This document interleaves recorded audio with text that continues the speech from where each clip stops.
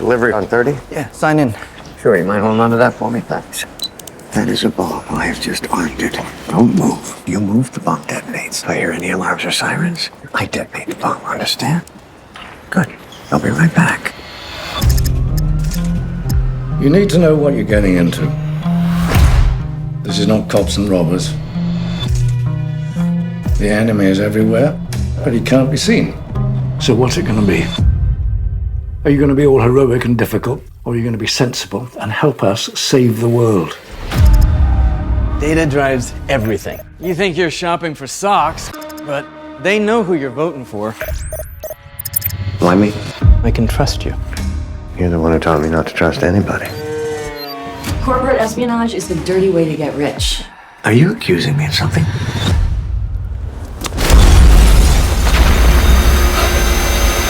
You found something big enough to make you a target. It's just part of the job, right? No one's ever succeeded in toppling a democracy as ours. But a country rife with anger and division is a job already half done. This time there were just too many possibilities. I can't tell the difference between what's real and what's not. Well, you're really messing this one up, John.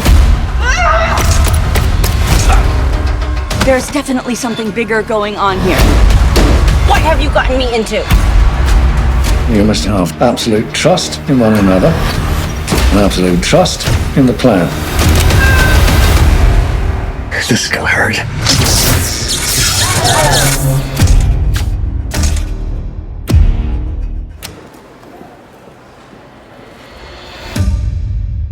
Morning Critic Podcast. So just looking at your body of work, Bad Santa, truly one of the last great, written comedies probably ever made. And then we're looking at this wonderful show, The Rabbit Hole, which keeps you guessing the entire time. Which one of those, do you feel that provides more or presents more of a difficulty for you when it comes to writing? Because I look at Rabbit Hole, it's always evolving. It makes you second guess constantly. Comparing those two types of project for both of you, I suppose, which do you view as tougher, or do they present different challenges in their own right? Comedy is hard. Comedy is hard in that we have to sit across from each other and we share a computer and two screens, and we make each other laugh, and that's very difficult. But this show was just figuring out the story, the whole season, because we worked the whole season. We would outline the whole season, then we wrote the whole season. Once we figured that out, the writing itself was fairly enjoyable because you knew you have no bandwidth with these story elements because you have to stick in your channel. There's no going off on a wing and a prayer and having some creative idea. You have to do this, because if you don't do the whole thing, the whole puzzle falls apart, and that's for the whole season. So writing was actually once we were done with the outlines, I think the writing was kind of a pleasure. Just adding flavor and color to the scene descriptions and stuff like that. Right, different but powerful. Tywin Lannister, Lord Mountbatten. Ben Wilson is no exception. He also brings a level to the unknown, which makes him almost more frightening. As you progress through your filmography, do you feel as if your process changes?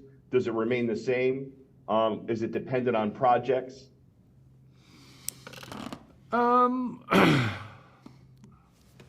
Yeah, well, to a certain extent, it does depend on projects. Of course, it does. Because each project has a different merit.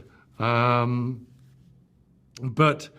I mean, that's the really wonderful thing about this job that we do, that we're all lucky enough to do because we love doing it.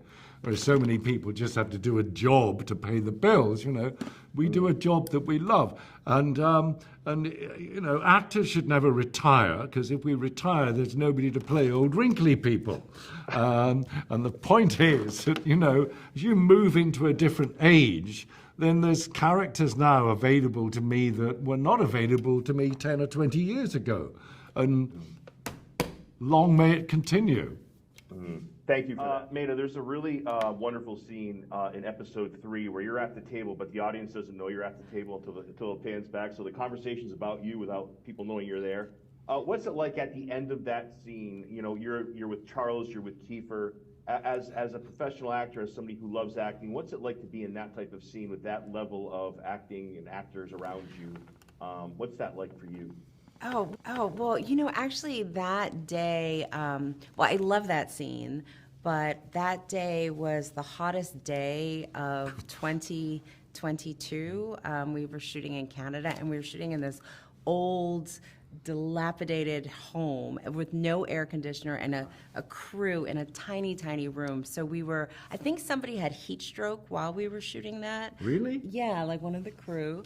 So so we were so I was sweating the whole time while that was happening. But no, it's a great scene, but I kind of saw that scene as you know, even though it's not the scene, but the theme of the scene for me was going to meeting my nightmare in-law.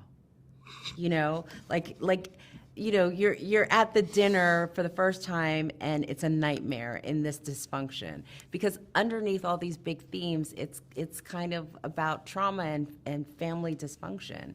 And so yeah, it was I mean, I was a couple pounds lighter because it was so hot at the end of the day.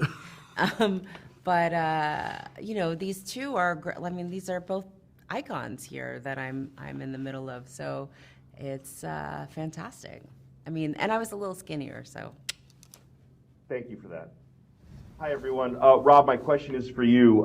Bryce in the menu, now Edward in Rabbit Hole. Have you reached the point? Have you reached the point now where you're all set being held hostage? Yeah, you know, there's probably more, you know, more to come, you know, along that, you know, just being, you know, put into bad places. I think, yeah, I take to it pretty well, I think. Just, Well, we're not going to let you leave here now. Yeah. You don't, I haven't Like- told you, but you're trapped. yeah, you know, you're not seeing the rest of this room here. I have a gun in my pocket. This is it for me. I'm actually not kidding. That was Yeah, I mean, I love that sort of stuff. It's just make bad stuff happen and like just try to deal with it. Right. It's like it's more fun. Terror is hard, I think. So I'd like to, you know, I can't watch horror films really because I fall for every trick, like even the ones that are obvious. Thank you.